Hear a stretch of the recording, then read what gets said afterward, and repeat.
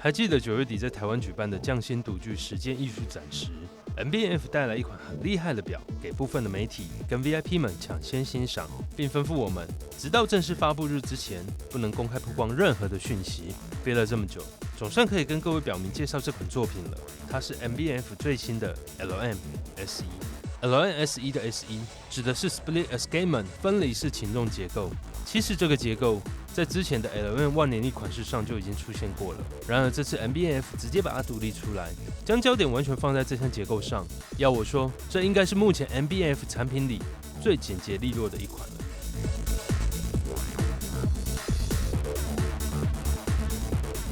SE, which actually takes its origins in a previous piece, which was the legacy machine Perpetual. And the Perpetual was, maybe you remember, designed with a fantastic watchmaker called Stephen McDonald. To me, the most striking thing about this piece is really the flying balance wheel, as we just said, which is as pure as possible. It's just a balance. It looks a bit magical because you don't have the rest of the escapement underneath.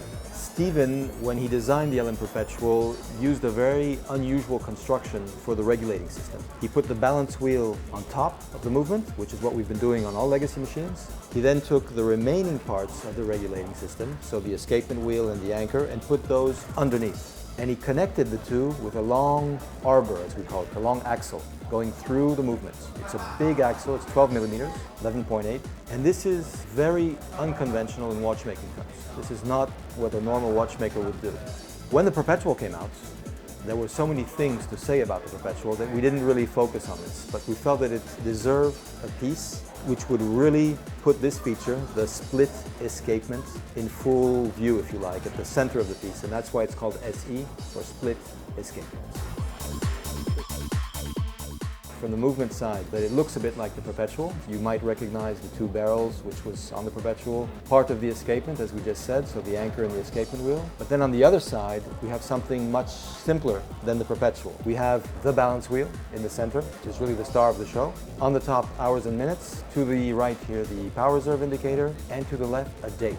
And the date has an interesting operating mode, if you like, because as you'll see here, there's a little button, so you can very easily, by hand, very smoothly, correct the dates.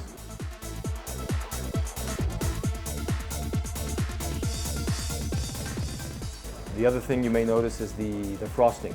The frosting, which is this very traditional technique, it's done only by a few people in Switzerland.